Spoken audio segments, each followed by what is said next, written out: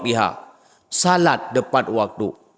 Maka orang si ulun tuan, watene pegah li Rasulullah hikmah daripada orang yang semayang tepat waktu, watunzalu barakatu fid darihi. Allah menurunkan keberkatan di dalam rumahnya. Apa makna keberkatan bila Allah gara-gara tak semayang tepat waktu? Khairun kasirun, kebaikan yang banyak, rahmat yang le, kebaikan yang le, rezeki yang le dalam keluarganya. Maka urun si ulun tuan waktu tekalan keluarga urun semayang nyan tepat waktu. Suami isteri getat dengan anak karu-karu. Pakon karena ganyan hati selalu kepada Allah, selalu kebimbing oleh Allah jalan kebenaran.